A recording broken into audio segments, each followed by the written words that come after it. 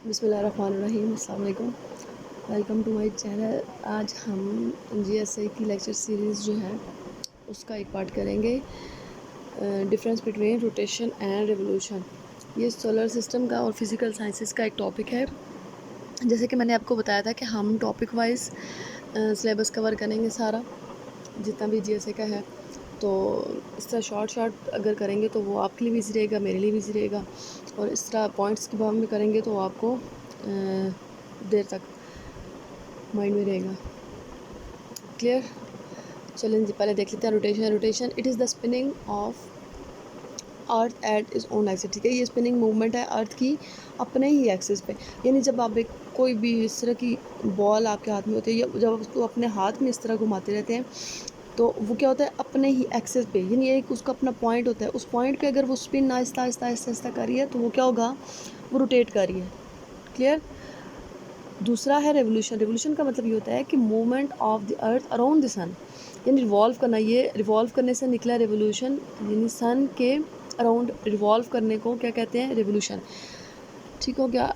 दूसरा है जी, earth completes one rotation in one day, यानी ज़मीन को एक दिन लगता है अपनी पूरी स्पिनिंग मोमेंट कंप्लीट करने में। यही देखें, जिस तरह जब हम आप अपनी ज़रा ऑब्जर्वेशन करें तो आपको पता चलेगा कि देखें, सुबह जब हम अगर छत पे जाके देखें या वैसे ओपन एरिया में देखें तो सूरज क्या करता है, हमें लगता है कि सूरज चल रहा होता है, सूरज इधर से आता है उधर चला जाता है। नहीं, सूरज अपनी जगह पे ही स्टिल खड़ा रहता है। लेकिन ज़मीन जैसे जैसे वो रोटेट करती है तो आपको लगता है कि अब सूरज बिल्कुल सर पे आ गया, अब सूरज जो है वो गरूब हो गया या अब सूरज निकल रहा है। ठीक हो गया।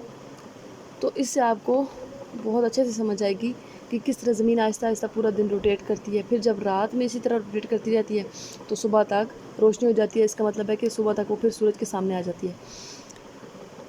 अच्छा जी, ये भी आपको पता है ना कि जब सूरज को ज़मीन फेस करती है तो वहाँ पे दिन होता है, लेकिन जहाँ पे सूरज की फेस नहीं कर रही होती, बैक साइड होती है, तो उस साइड पे फिर रात हो जाती है। हमें लगता है कि सूरज चला गया।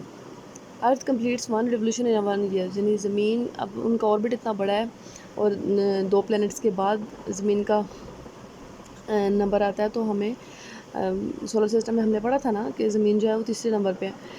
तो इसका जो रिवोल्यूशन पीरियड है वो 1 ईयर है। Due to rotations day and night are form. देखिए, अब यहाँ से पता चला ना, day and nights are form, लेकिन due to revolution season are form. इससे पता चलता है कि ज़मीन कब सूरज के कौन सी जगह पे, मतलब ज़मीन सूरज जो है वो एलिप्टिकल उसका शेप है ना, तो जब ज़मीन उसके करीब होती है तो क्या होता है, बहुत ज़्यादा गर्मी का मौसम होता है, लेकिन थोड़ी सी जब दूर जाने लगती है तो ऐसा ऐसा ठंड आने लगती है। तो ये वेदर पैटर्न को डिटरमाइन करता है। Earth rotate anti clockwise direction, यानी ज़मीन जो रोटेट करती है वो वेस्ट टू ईस्ट करती है। क्लियर? लेकिन अर्थ रिवॉल्व कैसे करती है, ईस्ट टू वेस्ट। ये आपने डिफरेंस लाजमी याद रखना है। Rotation speed at equator is 1000 meter per hour. ये इसकी रोटेशन स्पीड है, इस स्पीड से ये रोटेट करती है। और रिवोल्यूशन स्पीड जो है वो 66,000 मीटर पर आवर है। Rotation is the cause of tides, currents and winds, यानी रोटेशन किस वजह से होती है, टाइड्स की वजह से होती है, या ओशन करंट जो होता है समंदर में करंट आता है, या विंड्स जो होती है ब्लो करती है उसकी वजह से होता है। लेकिन रिवोल्यूशन किसकी वजह से होता है, ये इक्विनॉक्स का मतलब होता है फॉल, और सोलिसाइड मतलब होता है पीक राइज, यानी उतार चढ़ाव की वजह से। ठीक हो गया।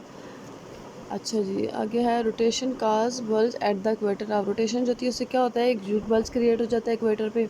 लेकिन रेवोल्यूशन क्या करती है, वो सेंटीपीटल और सेंट्रीफ्यूगल फोर्सेस जो हमने पढ़ी थी 9th में, उनको बैलेंस करता है। ठीक है, यानी हमने पढ़ा था ना, एक से जो वो ज़मीन उसको अफार अवे लेके जाती है, दूसरी जो है वो एक सेंटर पे फोर्स लगाती है।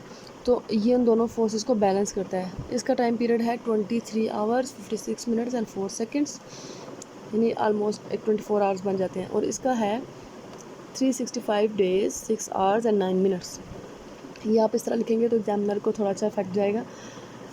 अदरवाइज़ आप 365 डेज़ भी लिख देते हैं तो उसका कोई इशू नहीं है। ये आप यहाँ से स्क्रीनशॉट इसका ले सकते हैं। एक्जैक्टली। ठीक हो गया। That's all for today. Thank you so much. अल्लाह हाफिज़।